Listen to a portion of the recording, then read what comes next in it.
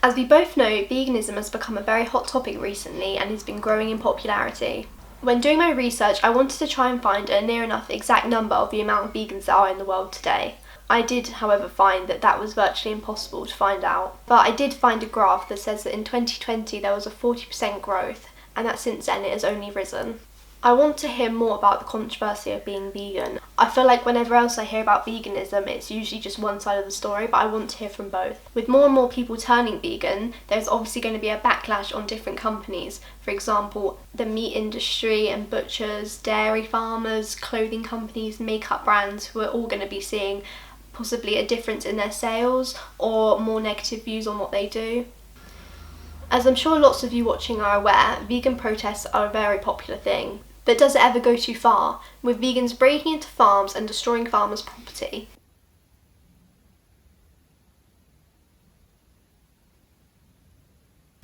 I also want to discover if there's any false rumours. Like, is a vegan diet all as healthy as it seems? Are farmers trying their best? Is their welfare good or bad compared to other countries? I spoke to some teenagers to find their opinion on the controversy of being vegan.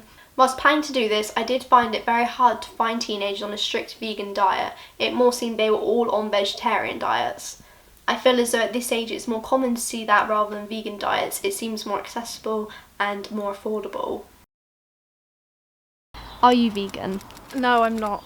No, but I'm not vegan personally. I actually just eat all sorts of food. I have tried vegan food. I tried vegan cookies, actually, they're quite nice. You actually wouldn't really know that they're vegan. No, but I'm a vegetarian. Oh no, yeah, you got a vegan pizza, yeah. It was awful, I have to say.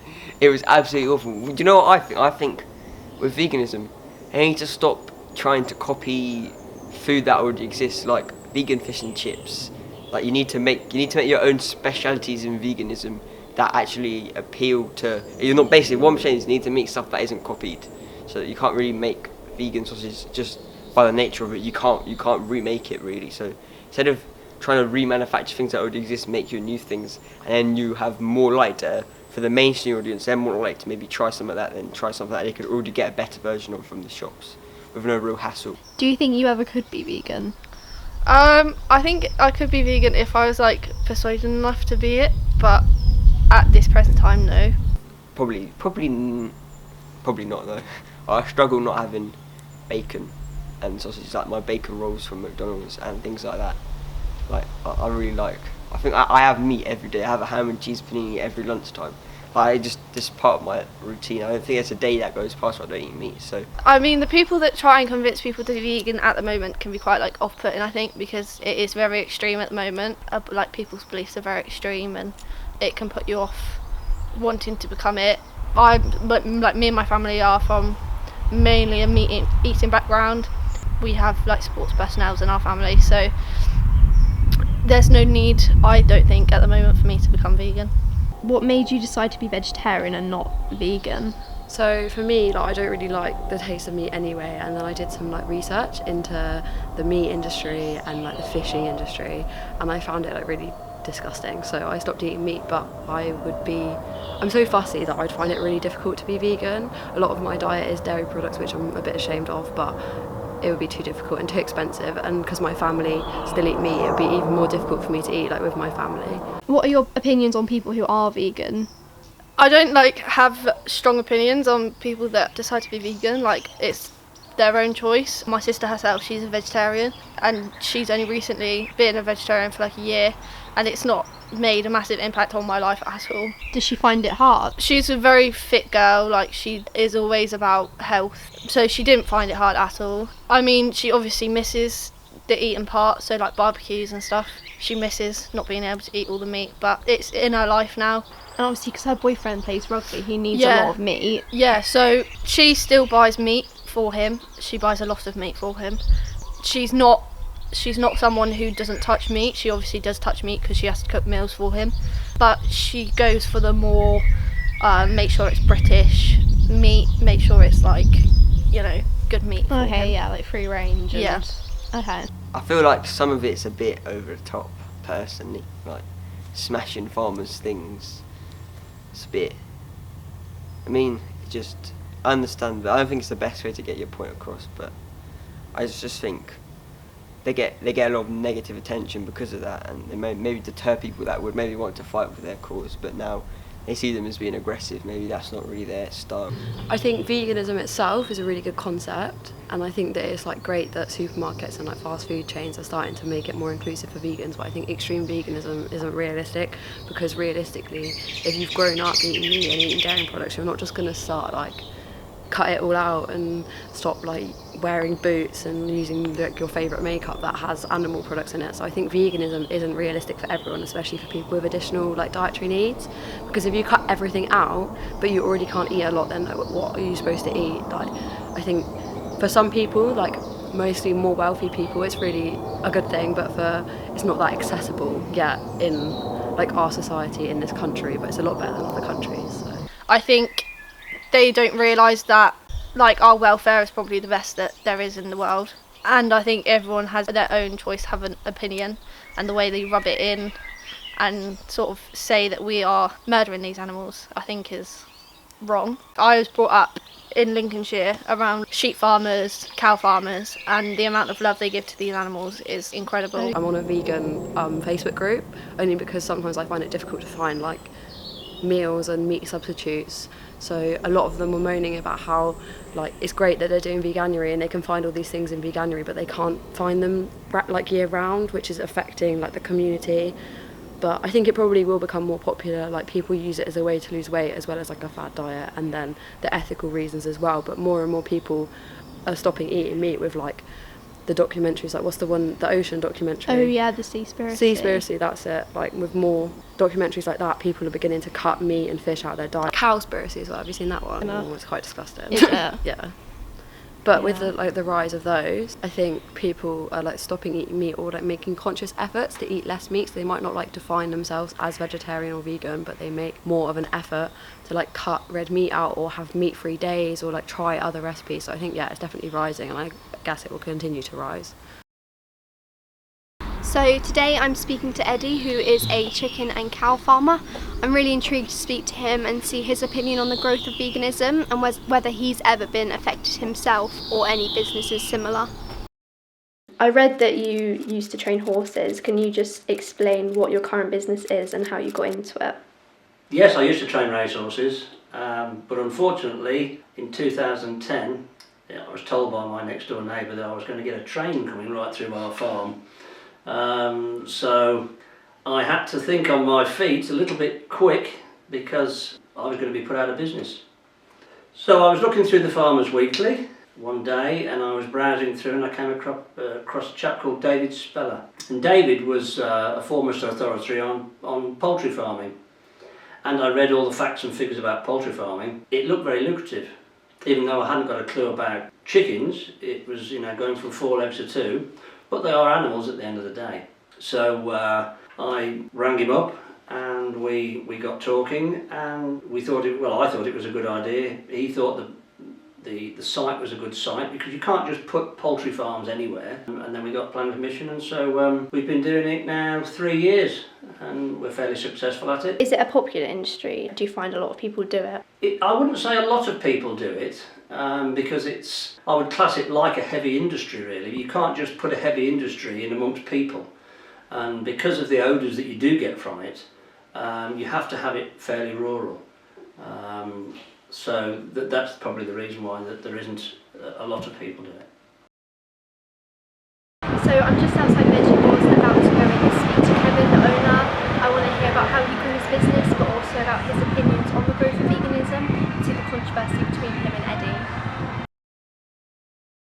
So I am Kevin Farrell. As you can tell from my accent, I'm from Northern Ireland. I've been in England for about 11 or 12 years.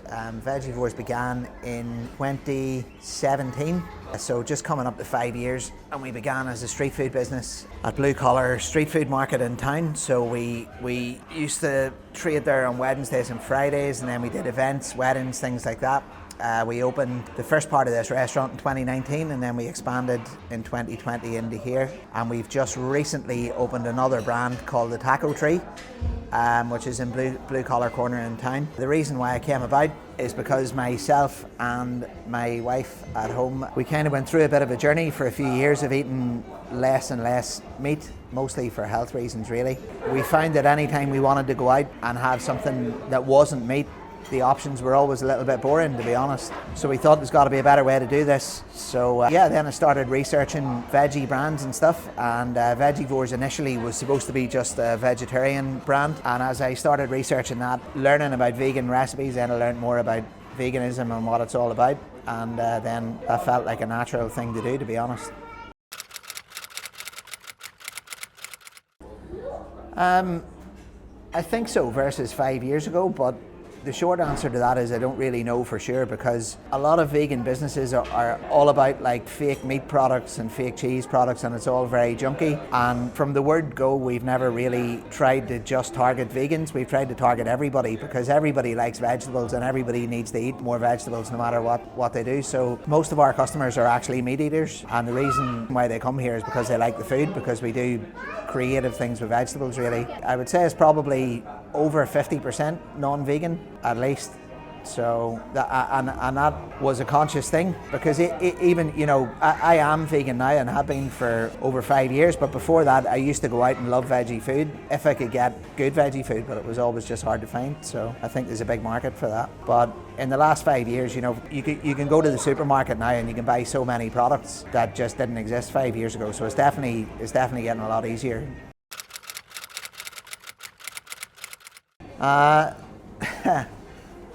It depends. Just because something's vegan doesn't mean it's healthy. A lot of people have that misconception. If you're vegan and you eat nothing but chips for a solid week, then that's not going to do you very good. But obviously it would be vegan. So, I mean, the main health benefits, obviously, there's no cholesterol in plant products, so it's said to be better for your health in terms of your heart and your arteries and whatnot. But if you're just focused on eating more vegetables in your diet, they're full of antioxidants, they're full of nutrients, and they tend to have a bit lower fat content. Here at Vegevores as well, we don't deep fry anything, and again, that's a conscious decision, because we don't want to sell junk food, and we don't want to make a living off of giving people health problems. If you balance it in the right way, then it's definitely a very healthy way to live, and you can get all the nutrients you need from a vegan diet.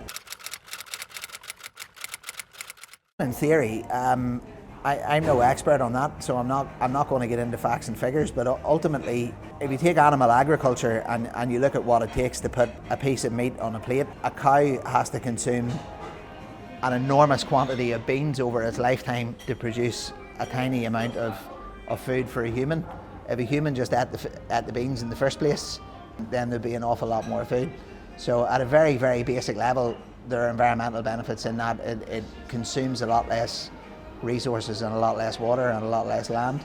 That takes more energy to produce soy milk and more water, and it's like all the vegan food as well. If you looked into that side of production, you will find that it probably produces more CO2 in order to produce the vegan food than it actually does the cattle and everything else emit. So they never push that side of it, they always push this side of it, try and get people away from meat, and it's only because they don't want people to kill animals. Our cows down there, they have a great life. They live for 24 months, even though 24 months in a human life seems relatively short. But they go from here, we take them to the abattoir. They know nothing about what's going on. They walk off the trailer. They stand there in the pen for probably a couple of hours while before they go in, and then they get herded into a chute. They get into a little box, so to speak, and there's a chap comes down and he puts a stunner on it. They're standing there and they don't know what he's going to do, and that's it. End of the line. I don't like taking them because I'm very compassionate about our cows, but I know that that's the best life they could ever have. Britain, as the welfare, you know, we're right up there with welfare.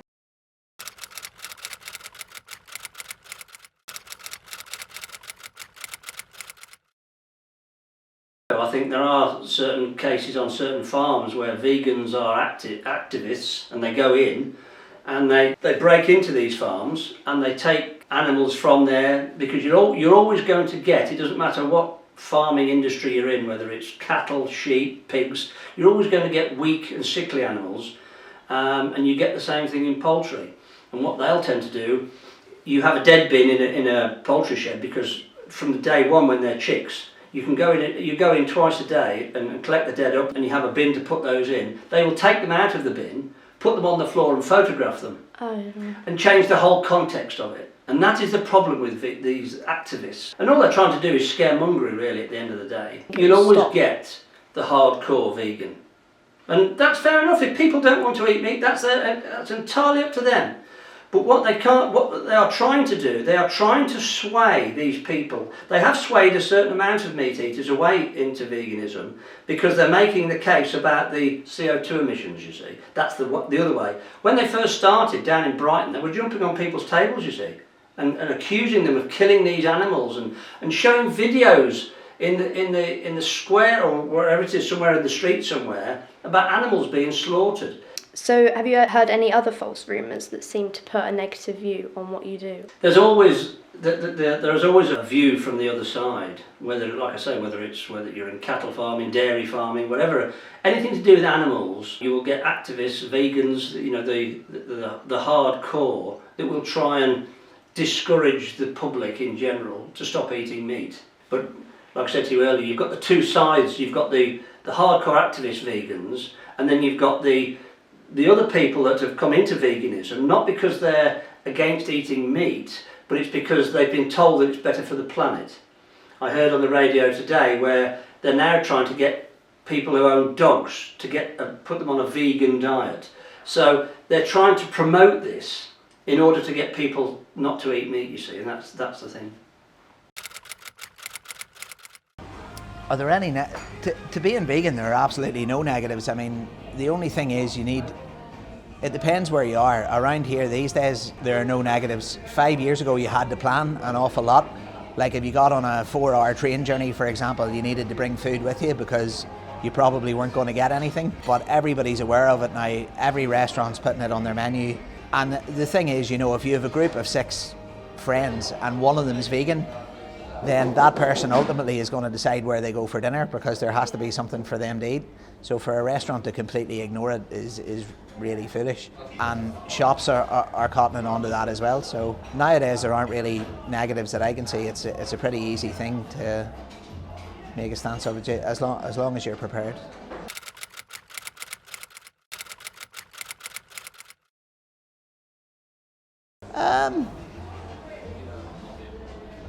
Not that I can think of, to be honest, really, no. Not really. I don't know whether we've got a threat.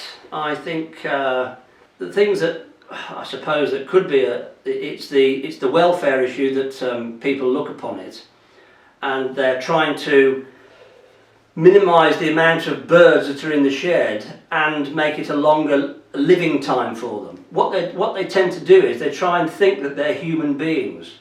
As long as they're fed, watered and looked after very well, kept in an environment where they're not suffering, I shouldn't think there should be anything wrong with that. But they look upon it as that they need a living room, a bathroom and all this type of scenario.